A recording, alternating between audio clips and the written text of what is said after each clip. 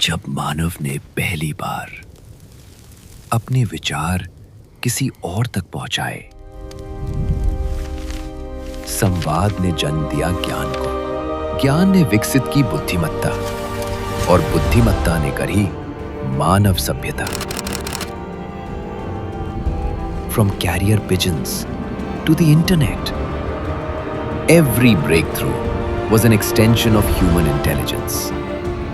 But today, for the first time in history, human intelligence has created an intelligence of its own. An intelligence that can learn, resonate, create, and evolve faster than ever before. लेकिन आज सवाल केवल कृत्रिम बुद्धिमत्ता AI का नहीं है।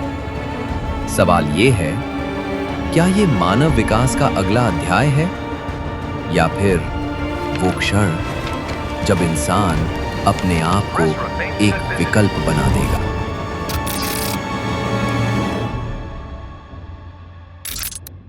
और आज इसी आर्टिफिशियल इंटेलिजेंस के लिए और इसी संवाद के लिए हमारे साथ मौजूद हैं एक बहुत ही एक्सपीरियंस्ड जर्नलिस्ट जो कि लगभग 22 साल से ज़्यादा इसी फील्ड में काम कर रहे हैं और अपने एडिटोरियल बोर्ड को भी उन्होंने आज इस मुकाम पे लाके खड़ा कर दिया है कि वो संपूर्ण रूप से सिर्फ काम ही नहीं कर रहे हैं बल्कि डिजिटली फैक्ट चेक भी कर रहे हैं। He is a profound member of PTI, Press Trust of India, one of the biggest and one of the most prestigious news agencies of India, Mr. Pratyush Ranjan sir. Sir बहुत बहुत स्वागत है आपका इस पॉडकास्ट में। धन्यवाद सर, सबसे पहली चीज़, आज आपका सेशन अटेंड किया सर, पूरा आर्टिफिशियल इंटेलिजेंस पे था। आज हम बात कर रहे हैं कृत्रिम बुद्धिमत्ता की। लेकिन ये जो कृत्रिम बुद्धिमत्ता है काफ़ी सारे लोगों को सुनने में नया लगता है। लेकिन आपको क्या लगता है सर कि ये जो संवाद है, इंसान का सबसे महत्वपूर्ण चीज़ है, सबसे सशक्त हथियार होता है संवाद। बिल्कुल। और मीडिया के आने के बाद से तो कहना चाहिए कि जो सशक्त होने का जो पैरामीटर था वो और हाई हो गया। How does artificial intelligence has impacted it? बहुत अच्छा सवाल है आपका। सवाल आपने शुरू किया संवाद से। संवाद जो है वो बेसलाइन है जर्नलिज्म का। जी। कम्युनिकेशन जिसको हम बोलते हैं, और जर्नलिज्म को हम मास कम्युनिकेशन भी बोलते हैं। तो मास से कैसे कम्युनिकेट करना है, और जब हम कम्युनिकेट कर रहे हैं तो उसमें इंफॉर्मेशन हम क्या पास ऑन कर रहे हैं, वो इंफॉर्मेशन कितनी वेरीफाइड है, क्योंकि वो न्यूज़ के फॉर्म में जा रही है।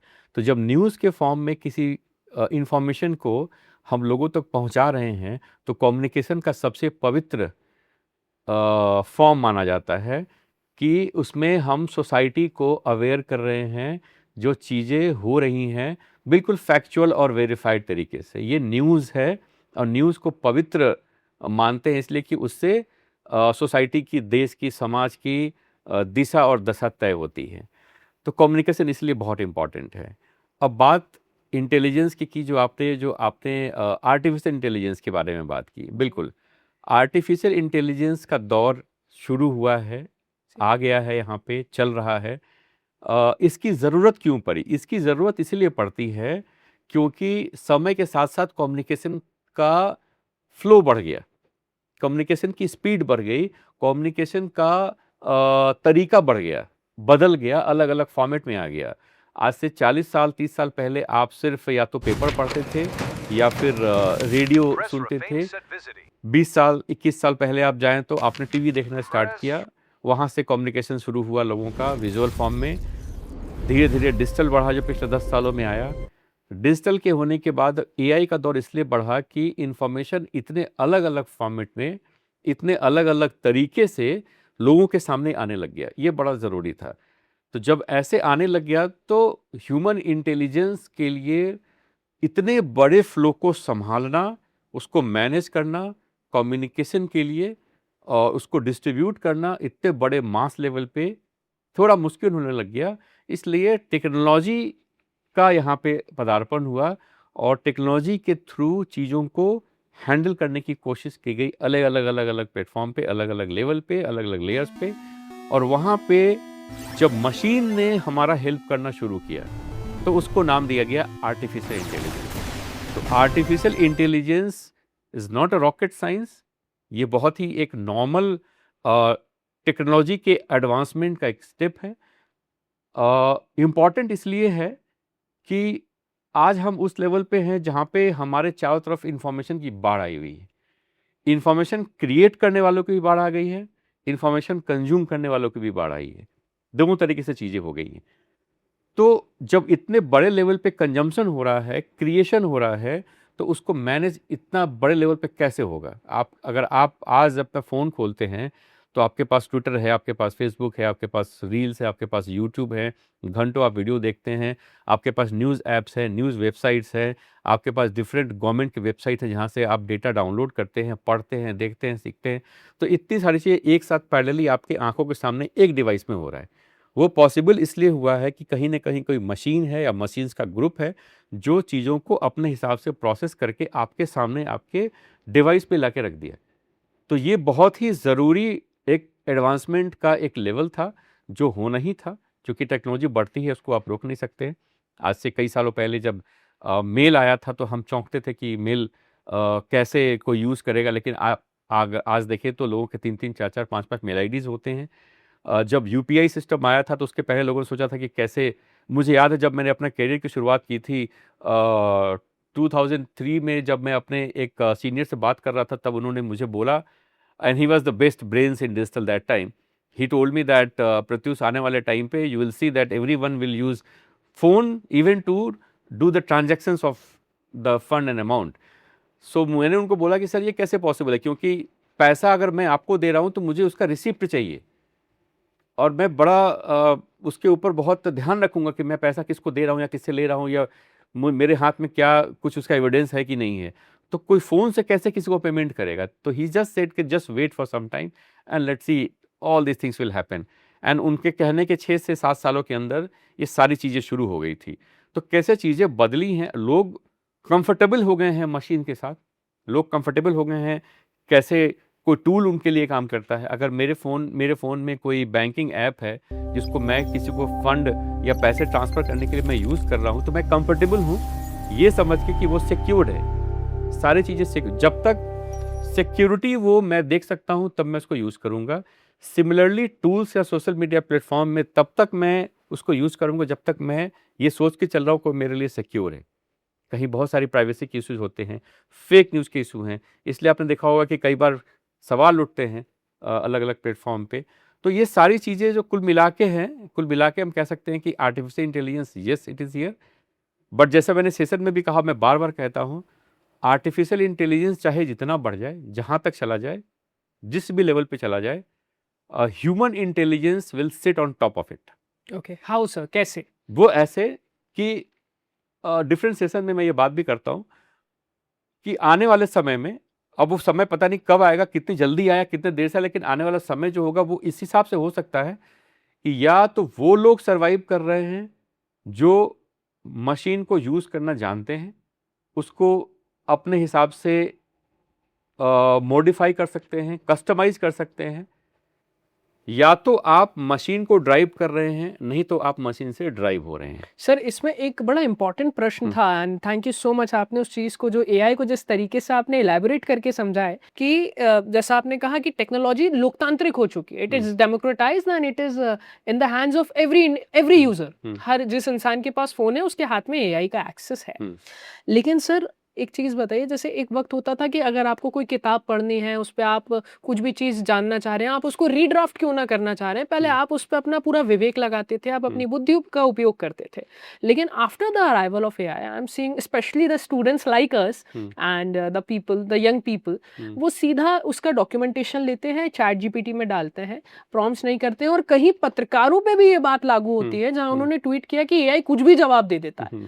तो सर, उस चीज़ को आप कैसे समझाएंगे कि एआई किस तरीके से आपकी संज्ञात्मक सोच पे, कॉग्निटिव थिंकिंग पे इम्पैक्ट डाल रहा है, और क्या चीजें हैं जो पत्रकारों को जवाब गलत दे रहा है?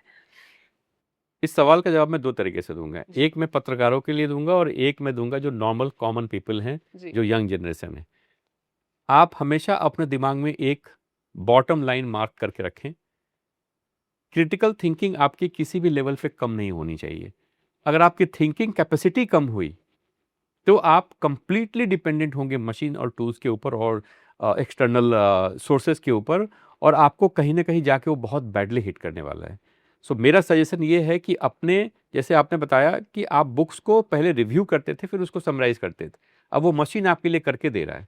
अगर वो बुक आपके सिलेबस में है, आप स्टूडेंट हैं, या फिर मेरे पास कोई डॉक्यूमेंट है, मुझे उस पर स्टोरी करनी है और डॉक्यूमेंट इस लेवल का है कि मैं उस पर 1 घंटा 2 घंटा दे के कुछ कर सकता हूँ, तो मैं उसको मैनुअली करना पसंद करूँगा। अगर वो डॉक्यूमेंट मेरे लिए मान लीजिए 500 पीडीएफ पेजेस हैं, तो मेरे लिए पॉसिबल नहीं है मैनुअली वो, तो उस केस में मैं एआई को यूज़ करूँगा या टूल्स को यूज़ करूँगा। लेकिन अंतर यहाँ पे ये है कि मुझे पता होना चाहिए कि मैं एआई टूल्स का यूज़ कब करूँ, कहाँ करूँ, कैसे करूँ और क्यों करूँ। ये ओके, बहुत ज़रूरी है। तो वो जो मैंने सिम्फनी ऑफ W&H है वो यहाँ पे भी यस, तो एप्लीकेबल जो है। 5W1H का मैंने जो एक यहाँ जी, पिछले साल जो मैंने एक मास्टर क्लास में बात की थी 5W1H plus 1B plus 1E की, वो आपको एज ए जर्नलिस्ट हर लेवल पे आपको पकड़ना पड़ेगा अगर आप एआई का यूज़ कर रहे हैं। सिमिलरली स्टूडेंट्स के लिए भी ये बात है कि अगर आपको किसी टीचर ने आपको प्रोजेक्ट दिया है और आप प्रोजेक्ट को है वो पढ़ के नहीं बल्कि एआई की मदद से उसका डॉक्यूमेंटेशन आप रेडी करवा रहे हैं, उसके समराइजेशन करवा रहे हैं, उसके पॉइंट्स निकलवा रहे हैं और उसको जस्ट लिख रहे हैं, आप ये मान के चलिए कि वही काम अगर आपको बाहर किसी ने मैनुअली करने को कह दिया अपनी आंखों के सामने, आप फेल हो जाएंगे। तो आपको वो फेल होना तब बहुत अखरेगा। तो क्या ये कहना ज़्यादा सही होगा कि जो भी इंफॉर्मेशन आप एआई से ले रहे हैं आप उसे खुद प्रैक्टिस करें, बिल्कुल। क्रिटिसाइज करें, फिर एनालाइज करें और उसको ऑब्जर्व करें? सबसे पहले हमें एआई को यूज़ क्यों करना है, इसको एनालाइज करें ओके। कि मुझे एआई को यूज़ करना क्यों है। हम्म, क्या मेरे लिए मस्ट है वो करना? अगर जब मस्ट है वो करना क्योंकि आपके पास समय नहीं है और डॉक्यूमेंट बहुत ज़्यादा है, ये एक बेसिक रीज़न होता है, क्योंकि इसमें ही आपको एआई सबसे ज़्यादा हेल्प करता है। अगर आप जर्नलिज्म की बात कर रहे हैं, अगर आप स्टूडेंट्स यूनिवर्सिटी में पढ़ रहे स्टूडेंट्स की बात कर रहे हैं, तो वहाँ पे डॉक्यूमेंट बहुत ज़्यादा है और हमें समय कम है, तो हमने उसकी हेल्प ले ली, उसकी मदद ले ली। लेकिन आप कंप्लीटली डिपेंडेंट हो जाएंगे और ये स्टेप 1 से लेके स्टेप 10 तक सारी चीज़ें आप मशीन से के थ्रू करेंगे, तो आप समझ लें कि मशीन जो है आर्टिफिशियल इंटेलिजेंस के थ्रू काम करता है। वो आर्टिफिशियली क्रिएटेड आपको डॉक्यूमेंट या डिटेल या कंटेंट देगा, उसमें ह्यूमन वैल्यूज नेग्लिजिबल होंगे, जीरो होंगे। तो आपके टीचर या आपके एडिटर जब उस कॉपी को पढ़ेंगे तो उनको, अगर वो एक्सपर्ट हैं, सीनियर हैं, एक्सपीरियंस्ड हैं, तो उनको मिनट नहीं लगेगा ये समझने में कि ये जो है क्रिएट किया हुआ एआई से है, ये लिखा हुआ एआई से है। मैं हमेशा बोलता हूँ too much clarity is too much AI. So इतनी क्लैरिटी, 100% क्लैरिटी और 100% एरर फ्री कॉपी मैं नहीं समझता हूँ कि कोई भी लिख सकता है। एक आर्टिकल की प्रॉब्लम कहीं ना कहीं, कुछ ना कुछ कहीं ना कहीं दिखेगा अगर वो ह्यूमनली रिलेटेड होगा। हाँ, ये अलग बात है कि आपने उसको मल्टीपल टाइम चेक किया अपने लेवल पे ह्यूमनली, फिर आपने उसको प्रोड्यूस किया आगे, तब भी समझ में आती है। लेकिन पहले ही इंस्टेंस में 100% करेक्ट इन्फॉर्मेशन अगर रिटर्न कोई दे रहा है, तो उसमें आप समझे कि एक बार आपको आदत पड़ जाती है, अगर आदत पड़ गई आपको, अगर एआई टूल्स पे इस तरह से आप डिपेंडेंट हो गए कि आपको किसी भी काम के लिए उसकी ज़रूरत पड़ रही है, किसी दिन अगर 2 दिन के लिए इंटरनेट डाउन हो जाए, आपका काम कैसे हार्म करेगा, फिर आप एकदम अपने बिना हाथ पैर का महसूस करेंगे अपने आप को, क्योंकि आपका ब्रेन जो है उस लेवल पे काम नहीं करेगा, क्योंकि आर्टिफिशियल इंटेलिजेंस के ऊपर आपका खुद का ह्यूमन इंटेलिजेंस बहुत बैडली डिपेंडेंट करा दिया आपने। बिल्कुल। सर, जैसा आपने कहा कि एआई के ऊपर आप अपनी जो बुद्धि है, आपका जो विवेक है, उसको पूरे तरीके से आश्रित नहीं करना है, बिल्कुल। एब्सोल्यूटली तो बिल्कुल ही नहीं होना है। लेकिन यहीं पे जैसा आपने कहा कि आपने जैसा एडवाइस किया हमारे दर्शकों को और जो मीडिया के जो विद्यार्थी हैं, जो शिक्षक हैं, आप मीडिया लिटरेसी के सिग्निफिकेंस को कैसे देखते हैं and how you will actually going to advise the way that the media literacy can be more productive? This is a very good question. Media literacy की बात अ, करीबन 10 साल से मैं कर रहा हूँ और देख रहा हूँ। मेरा पहला मीडिया लिटरेसी का जो प्रोजेक्ट था 2018-19 में हमने शुरू किया था, फर्स्ट मेरा एक्सपीरियंस था। मैं कहूँगा तब से लेके आज तक पिछले 8 सालों में चीज़ें बहुत तेज़ी से बदली हैं। 3 अलग अलग चीज़ें हैं जहाँ पे वो बदलाव आज के डेट में हो गया है। पहले जब हम मीडिया लिटरेसी की बात करते थे तो कॉमन अंडरस्टैंडिंग की बात करते थे कि आपको यूआरएल चेक करना है, आप कहाँ पे क्या टाइप कर रहे हैं, या आपको इन्फॉर्मेशन मिली है उसमें ये प्रॉब्लम ऐसे आप सॉल्व करते हैं। एक टूल था गूगल रिवर्स इमेज, इसकी बात हम पिछले 10 सालों से कर रहे हैं, जी। वो आजकल सबको पता है। तो ये सब चीज़ें हम बताते थे जो बहुत बेसिक थी। आज सिचुएशन क्या है, पिछले 7-8 सालों में एआई के आने के बाद जो चीज़ें बढ़ी हैं कि जब आप किसी यंग जनरेशन को आप कुछ बताने जाते हैं, तो वहाँ तक आपकी पहुँच नहीं हो पाती है। उसके 2 कारण हैं, कई बार नहीं हो पाती है। जी। 2 कारण उसके हैं। पहला कारण ये है कि उसको लगता है कि मैं इसको क्यों सुनूँ? एक जो कॉमन बेसिक चीज़ जो समझ में आती है, अगर आप किसी यूथ को जाएँगे एड्रेस करने के लिए, जो किसी स्कूल का या कॉलेज का स्टूडेंट है, वो आप पे ध्यान नहीं देगा। आप एक्सपीरियंस करेंगे इस चीज़ को जब आप खुद जाएँगे, आप क्लासरूम में गए हैं, बैठे हैं और सबसे बात कर रहे हैं, मुखातिब हो रहे हैं, तो आप देखेंगे कि 50-60% लोग आप पे ध्यान नहीं दे रहे हैं। जी। 2 कारण हैं, पहला कि इनको क्यों सुनूँ मैं? दूसरा, ये क्या बता रहे हैं जो मुझे नहीं पता है। और ये जो क्या बता रहे हैं मुझे नहीं पता है, ये हम बहुत शुरू से फेस करते आ रहे थे। ये सबसे बड़ी प्रॉब्लम हमने फेस की थी जब हम जर्नलिस्ट को जाते थे ट्रेन करने, जो सीनियर कई बार मेरे से एक्सपीरियंस में डबल ईयर्स के लोग होते थे। तो उनका था कि ये मुझे क्या बताएँगे? मैं तो जी। ज़्यादा पुराना जर्नलिस्ट हूँ। बिल्कुल, मैं उनकी रिस्पेक्ट करता था, लेकिन मेरा कहना ये होता था कि कुछ चीज़ें जो हैं, समय के साथ सोशल मीडिया और डिजिटल के ज़माने में चीज़ें बदल गई हैं, जो जर्नलिस्ट पुराने हैं, वो वहाँ तक नहीं पहुँच पाए हैं किसी भी कारण से। तो उनको उन सब चीज़ों से अवेयर कराने की बात होती थी, फिर वो समझते थे। लेकिन स्टूडेंट्स को समझाना, तो मैंने ये सजेशन कई जगह पे दिया और मैं इसी की बात हर जगह कर रहा हूँ 2.0 की। 2 तरीका है, पहला ये कि आपको एक क्रिएटर क्रिएट करना पड़ेगा जो उनके कम्युनिटी के अंदर का होगा। अगर मैं आपके एज ग्रुप पे के लोगों को अगर अवेयर करने जा रहा हूँ, जो जिनका एवरेज एज जो है वो 18 साल, 20 साल, 21 साल के आसपास का है, और मैं किसी 50-60 साल के सीनियर जर्नलिस्ट को भेजूँ, there is a highly unlikely situation कि वो नहीं अडॉप्ट कनेक्ट कर नहीं कर पाएँगे। पाएँगे। बिल्कुल। और ये मैंने अपनी आँखों से, ये मैं ब्लेम नहीं कर रहा हूँ उनको, ये कम्युनिकेशन का गैप नेचुरल हो गया है। ये मैंने अपनी आँखों से कई जगह, कई सेशन में देखा है। लेकिन एक एग्ज़ाम्पल, एक एक्सपेरिमेंट भी मैंने किया कि मैंने उस ग्रुप्स के 1-2 लोगों को ट्रेन किया। मैंने बोला कि you take the session, I will be there and I will sit there to support you. जब उनके कम्युनिटी के उस एज ग्रुप के लोगों ने वो बताना शुरू किया और ट्रेन करना शुरू किया, तो लोगों ने ध्यान से सुनना शुरू किया और सबने रिस्पॉन्ड करना शुरू किया। That was the change visible. So पहला, आपको उस कम्युनिटी से आपको क्रिएट करना पड़ेगा लोगों को, तो ये हर जगह आपको ये रेडी करना पड़ेगा। दूसरी चीज़, मीडिया लिटरेसी का समय बदल गया है।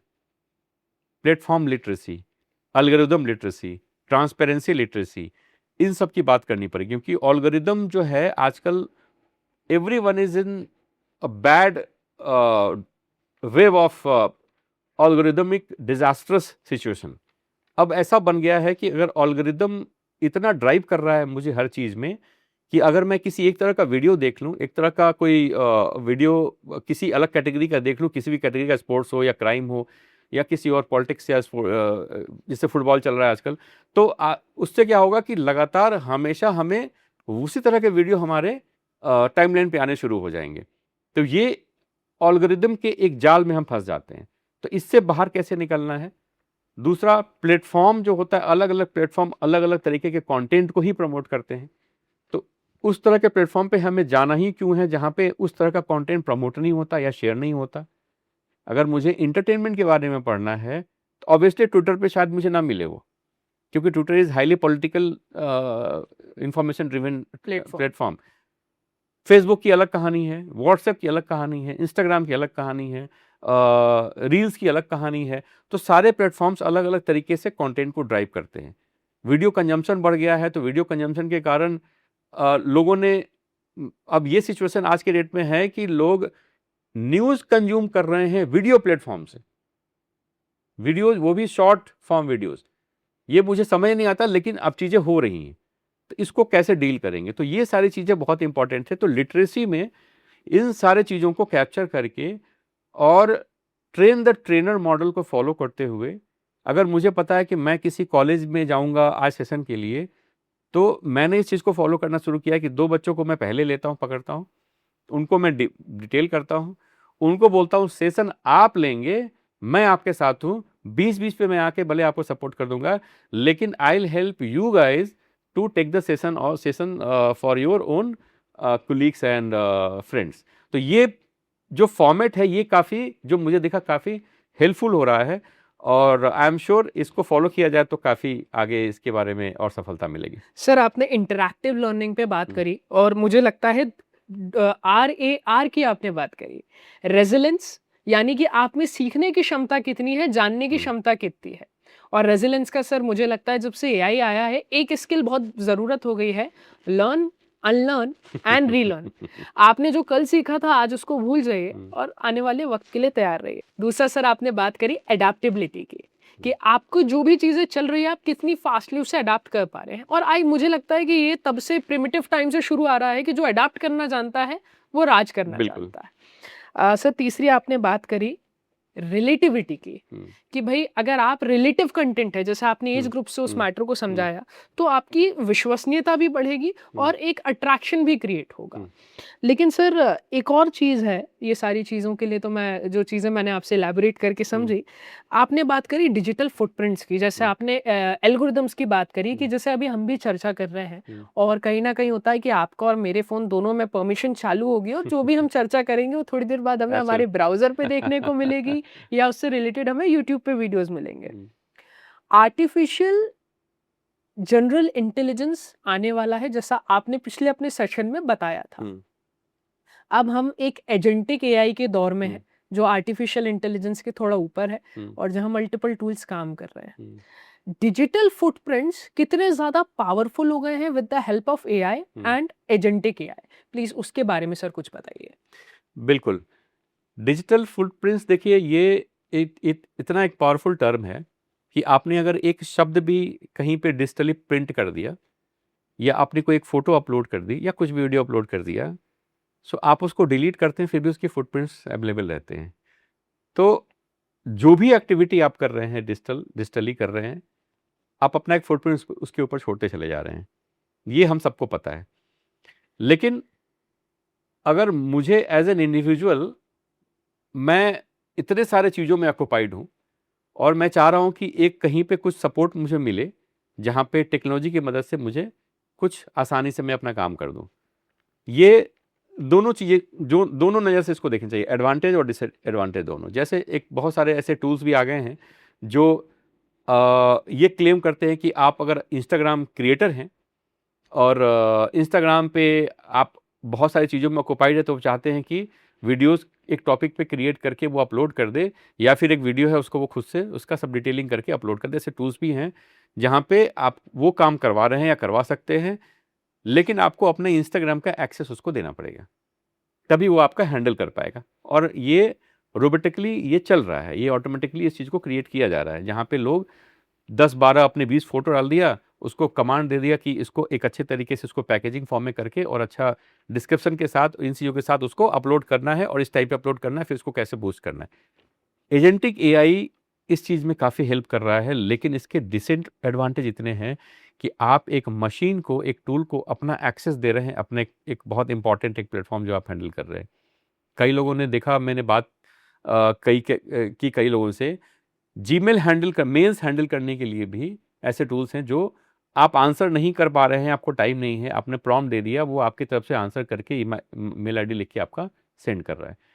क्या बात। अगर आप अपना जीमेल अभी खोलेंगे, आप देखेंगे आपको जेमिनी आपको सजेस्ट करता है कि मैं आपका आंसर लिख दूं। वो आपके पास आए हुए ईमेल को समराइज भी कर रहा है जी। और आपको एक लिखने का बता भी रहा है कि हाँ, आप if you think I can write the email reply for you. So ये सारी चीज़ें हो रही है, लेकिन इसका नुकसान ये है कि आप अपने जीमेल का एक्सेस किसी को दें अगर इस तरीके से, जी। तो वो कितना किस लेवल पे जाके आपको हार्म भी कर सकता है। सो ये हमें आज के डेट में समझना ज़रूरी है कि हम कितना खुलें, कितना एक्सपोजर दें।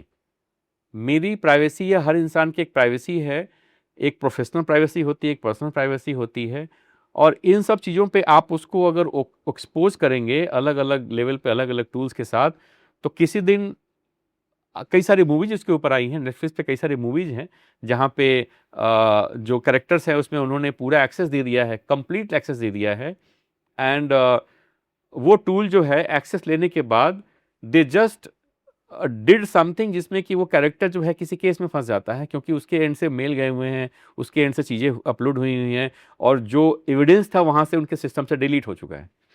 तो इस लेवल पे ओपन करने की ज़रूरत नहीं। तो एजेंटिक एआई जो है वो आज के डेट पे कम यूज़ है, लेकिन आई एम नॉट श्योर आने वाले टाइम पे उसका कहाँ, किस लेवल पे, किस तरह से चीज़ें होंगी, कहना मुश्किल है। क्या ये कहना उचित होगा कि प्राइवेसी नाम का शब्द जो है अब वो लुप्त हो चुका है डिक्शनरी से? अगर आप डिजिटल पे एक्टिव हैं तो प्राइवेसी को भूल जाइए।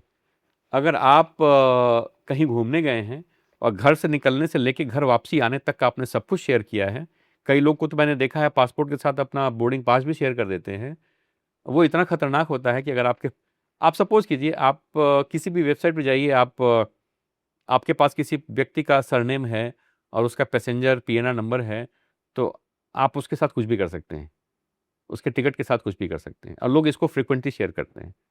लोग फ्रिक्वेंटली शेयर करते हैं अपनी डेट ऑफ बर्थ, अपना पैन कार्ड, अपना आधार कार्ड, अपना नाम फ्रिक्वेंटली कहीं भी शेयर कर लेते हैं। और कभी कभी ओटीपी आता है आपके फ़ोन पे, आप देखते होंगे कि वो पूछता है कि इसको ऑटोमेटिकली रीड करने का ऑप्शन मांगता है आपसे कि ओटीपी आ गया है आपके पास, बट आपको जाके देखना ना पड़ेगा, आप एक्सेस दो, हम ऑटोमेटिकली उसको रीड करके ओटीपी डाल देंगे। कभी भी उसको ओके नहीं करना चाहिए, क्योंकि you are allowing that system to read the OTP for the first time, but वो नेक्स्ट टाइम भी रीड करेगा इसकी गारंटी तो वो नहीं करेगा, उसकी गारंटी तो नहीं दे रहा है वो। तो हो सकता है आपकी ओटीपी वो रीड करना शुरू कर दे। तो इन सब चीज़ों का ध्यान, तो इसलिए लिटरेसी की मैं बात कर रहा हूँ, ये सारे साइबर सिक्योरिटी के भी मामले हैं। तो cyber security, AI literacy, platform literacy, algorithm literacy, transparency literacy, ethical literacy, biasness check literacy, इन सब लिटरेसी की ज़रूरत है। तो आज की डेट की जो मीडिया लिटरेसी 2.0 है, वो सिर्फ ये नहीं कि आप यूआरएल देखिए, आप रिवर्स इमेज सर्च कीजिए, आप ये टूल लगा लीजिए, वो सब पुरानी बातें हो गई। अब चीज़ें आगे बढ़ गई हैं। सो अब नए तरीके से डिज़ाइन मीडिया लिटरेसी का ज़माना है, जहाँ पे हमें एआई से डील करना है, जी। जहाँ पे हमें ऐसे स्कैमस्टर से डील करना है जो बहुत अलग लेवल पे काम कर रहे हैं। तो उनसे डील करने के लिए हमें वो बेसिक नॉलेज चाहिए। इसलिए एआई लिटरेसी, मीडिया लिटरेसी का जो सेकंड पार्ट है, उसकी ज़रूरत है। सर लास्ट क्वेश्चन, इसके बाद हम एक रैपिड फायर राउंड की तरफ जी। बढ़ेंगे। जैसे एआई की बात करी, जनरेशंस बहुत सारे हो रहे हैं due to generative AI. Communication के मैनिपुलेशन को आप कैसे देखते हैं? कम्युनिकेशन का मैनिपुलेशन तो हमारे चारों तरफ दिखता है आज के डेट में। कोई इंसान एक कुछ भी स्टेटमेंट देता है, लंबा स्टेटमेंट है, 1 मिनट का है, उसने कॉन्टेक्स्ट से शुरू किया, अपने कंक्लूजन पे ख़त्म किया, लेकिन अगर आप उसका एक पार्ट, सिर्फ कंक्लूजन पार्ट निकाल के देखें, तो हो सकता है उसकी मीनिंग ही बदल जाए। और ये मल्टीपल केसेस में हमने देखे हैं, खास करके जब पॉलिटिकल मिस इन्फॉर्मेशन आती है, उसके केसेस में हम देखते हैं, फिनेंशियल मिस इन्फॉर्मेशन के केसेस में देखते हैं, और हेल्थ मिस इन्फॉर्मेशन के केसेस में देखते हैं। तो मैनिपुलेशन तो है, हर जगह पे है। इसीलिए मैं बोलता हूँ कि मैं बार-बार ये बोलता हूँ कि आप सोशल मीडिया से अगर इन्फॉर्मेशन कंज़्यूम कर रहे हैं, तो आप मान के चलें कि वो हाईली लाइकली है कि वो इन्फॉर्मेशन मैनिपुलेटेड हो सकती है या है। इसीलिए अगर आप वेरिफाइड इन्फॉर्मेशन आपको कंज़्यूम करना है, तो it's better always go to the verified source of information, and social medias platforms are not the verified source of information. It is never like that. हाँ, अगर media houses social media platform को use कर रहे हैं अपनी verified information को spread करने के लिए या डिस्ट्रीब्यूट करने के लिए, वहाँ तक ठीक है। लेकिन आप किसी कॉमन यूज़र का कोई इन्फॉर्मेशन किसी ने कुछ शेयर किया है, और मैं इस वाले ग्रुप में मैं यूट्यूबर्स को भी रखूँगा, क्योंकि यूट्यूबर्स, एज ए यूट्यूबर किसी ने अगर यूट्यूब चैनल ओपन किया है, तो he is the whole and sole owner of that channel. वो किसी को रिस्पॉन्सिबिलिटी उसकी खुद की है। अगर मैं किसी न्यूज़रूम में बैठा हूँ, तो मैं अगर कुछ लिख रहा हूँ, तो I am responsible to the editor कि ये मैं लिखा है मैंने, ये वेरीफाइड है, मुझे उसको एक्सप्लेन करना पड़ेगा, because he will ask the question. हो सकता है उससे ऊपर कोई बैठा हो, वो भी उससे क्वेश्चन करेगा। तो ये मल्टीपल लेवल पे क्वेश्चनिंग होती है, वेरीफाई होती है, तब वो प्रोसेस होता है, तब पब्लिश होता है। यहाँ पे मैंने चैनल खोला, मैंने बोलना शुरू किया, तो मेरे ऊपर वो दबाव नहीं है कि मुझे इसको वेरीफाई करके ही बोलना है। कई बार उस चीज़ का फ़ायदा उठाते हुए, या परसेप्शन का वॉर समझते हुए, या किसी और कारण से चीज़ें ऐसी बोल जाते हैं लोग जो वेरीफाइड नहीं है। तो इसलिए ये ज़रूरी है समझना कि इंफॉर्मेशन आप कंज्यूम कर रहे हैं सोशल मीडिया के यूजर्स से किसी भी तरीके से, तो उसको वेरीफाइड मानते हैं, तो फिर ये एक प्रॉब्लम वाली बात है। सर इतना वक्त हो गया आपको पीटीआई में, और देश की सबसे प्रतिष्ठित संस्थान है पीटीआई, और ऐसे ही प्रेस ट्रस्ट ऑफ इंडिया नहीं कहलाती है। तो आप वेरीफाई कैसे करते हैं सर, आपका तरीका क्या है? और बिल्कुल। सबसे इम्पोर्टेंट चीज़, अगर आज के डेट में जो संवाद है वो सेकंड्स के अंदर, आज ये भी जो हम पॉडकास्ट कर रहे हैं, सेकंड्स के अंदर हज़ारों लाखों लोगों तक ये पहुंच जाता है, प्रसारित हो जाता है, और कई बार करोड़ों लोगों तक भी हो जाता है। एक बार अगर ये सोशल मीडिया प्लेटफॉर्म पे आ जाए, या किसी भी ऐसे प्लेटफॉर्म पे आ जाए, कितना मुश्किल होता है या कितना आसान होता है इसको वहाँ से हटाना, और इसे आप वेरीफाई कैसे करते हैं सर? पहले वेरीफाई पे आते हैं। जी। ये मेरे ख्याल से हर न्यूज़ रूम में होता है, हमारे यहाँ भी है कि हमारी एक बेसिक इथिकल और एडिटोरियल गाइडलाइंस होती है। वो हर जगह होती है, हमारे यहाँ भी है। वो गाइडलाइंस को फॉलो किए बिना हम आगे नहीं बढ़ते हैं। एक बेसिक गाइडलाइन है, और जो 5W1H है वो उसका एक फार्मूला है। सोर्स क्या है, हमारा सबसे इंपॉर्टेंट सवाल होता है, सोर्स क्या है, किसने कहा, कब कहा, कहाँ कहा, वो हमें पता होना चाहिए। तभी हम आगे बढ़ेंगे। कई सारी ऐसी स्टोरीज कई बार हुई हैं जो हमने उसको होल्ड किया है क्योंकि हमें सोर्स नहीं पता है। It doesn't matter who is publishing, कौन कहाँ क्या छाप रहा है, क्या बढ़, हमें उससे कोई मतलब नहीं। हम अपने सोर्स पे जाते हैं। जैसे मैंने बताया, हमने पीटीआई इन्फोग्राफिक्स एक डेस्क लॉन्च किया 2 साल पहले। कंप्लीटली एआई ड्रिवन हमारा डेस्क है, लेकिन हमने उसमें बॉटम लाइन बना कर रखा है कि उसमें जितने भी पैकेज बनाते हैं हम, उसका कंटेंट या तो पीटीआई नेटवर्क का होता है या फिर गवर्नमेंट का डेटा जो हम गवर्नमेंट की वेबसाइट से डाउनलोड करते हैं। इसके अलावा तीसरा सोर्स हम देखते भी नहीं। इसलिए हम वहाँ पे ये कॉन्फिडेंट रहते हैं कि ये हमारा खुद का कंटेंट है। तो वो कंटेंट हमारा खुद का है, दैट मीन्स वो वेरीफाइड है, तो वो उसको हम फॉलो करते हैं। पीटीआई फैक्ट चेक में जब हम बात करते हैं तो क्लेम्स के ऊपर हम वेरिफिकेशन करते हैं, तो उसके अलग अलग प्रोसेस है। If you go to PTI fact check, you lead the story, we write the story in a way that लोगों को ये समझ में आता है कि ये स्टोरी में क्लेम क्या था, इसका इन्वेस्टिगेशन कैसे हुआ, किस किस लेवल पे क्या क्या टूल्स यूज़ हुए, उसके बाद से कहाँ किस टूल को यूज़ करके हमने कैसे उसमें कंक्लूड किया और एक कंक्लूजन करते हैं। तो ये पूरा प्रोसेस वहाँ पे हम फॉलो करते हैं। और दूसरी चीज़ ये होती है कि एक बार कोई चीज़ छप गई, अब ये डिजिटल है, अगर कहीं से कुछ निकल जाती है तो फिर उसको कंट्रोल करना बहुत मुश्किल होता है इंटरनेट के ज़माने में, क्योंकि इतने तरीके से इतने मैसिवली एम्प्लीफिकेशन हो जाती है उस चीज़ों की कि अगर आप 1, 2, 5, 10 जगह से उसको अगर रिमूव भी करवाते हैं या हटती भी हैं चीज़ें, लेकिन फिर भी वो कंट्रोल में आती नहीं, क्योंकि वो फिर हाथ से बाहर जा चुकी होती है। तो ये बड़ा इंपॉर्टेंट है समझना कि जब भी अगर कुछ हम लिख रहे हैं, बोल रहे हैं या पब्लिश कर रहे हैं किसी भी फॉर्म में, तो बिल्कुल वेरीफाइड एक कॉन्फिडेंस होना चाहिए, उसके बाद ही हम आगे बढ़ते हैं। जब तक वो कॉन्फिडेंस हमारे अंदर नहीं है, हम आगे नहीं बढ़ते। हम कुछ नहीं छापते हैं, चाहे इधर से उधर कुछ भी हो जाए। ये ओके। चीज़ें। सर रैपिड फायर राउंड की तरफ चलते हैं। जी। प्रत्युष रंजन जी का one AI tool every journalist should know, आपका फेवरेट टूल कौन सा है सर? मेरा फेवरेट टूल अभी मैं बोलूँगा गूगल एआई स्टूडियो है, क्योंकि इस टूल में मल्टीपल ऐसे फीचर्स हैं जो रिसर्च के तौर पे, एनालिसिस के तौर पे, पॉइंटर्स निकालना है, स्टोरी आइडियाज़ निकालने हैं, आपके पास डॉक्यूमेंटेशन है, और आपको इंटरनेट सर्च भी करना है, इंटरनेट से भी कुछ आपको हेल्प चाहिए, आपको फॉर्मेट अलग अलग चाहिए, वो सारी चीज़ें मुझे वहाँ पे मिल जाती हैं। और उसका क्विकली यूज़ करके हम अपने स्टोरीज़ में उसको यूज़ करते हैं। ज़्यादा टाइम नहीं लगता। अगर मुझे आइडिया पता है कि मुझे करना क्या है, मेरे पास कंटेंट ये है और मुझे इससे क्या चाहिए, तो AI studio is the best tool for me. One skill that AI can't replace? That is writing. Writing is a skill AI can never replace, क्योंकि ह्यूमंस जब राइट करते हैं तो उसके पीछे एक थिंकिंग होती है, थिंकिंग के पीछे कुछ रीडिंग होती है, आपने कुछ पढ़ा है, सोचा है, फिर आप लिख रहे हैं। तो ये एक प्रोसेस होता है जो ह्यूमन डेवलप्ड स्किल का प्रोसेस है। एआई कितना भी लिख ले, ह्यूमन राइटिंग को मैच नहीं कर सकता। Okay. One AI myth that should disappear? AI myth that should disappear. People think that AI will replace humans. AI will not replace humans. AI maybe, is my personal opinion, AI may replace those humans who think AI is not so good for them. Okay, तो एक तरीके से देखा जाए तो वो लोग replace कर देंगे उन लोगों को जो एआई को यूज नहीं कर रहे। यही कर रहे हैं। Okay. One book every media student should read? एक बुक जो मुझे बहुत पसंद है वह है विंग्स ऑफ फायर, डॉक्टर कलाम के ऊपर है। बहुत अच्छी बुक है।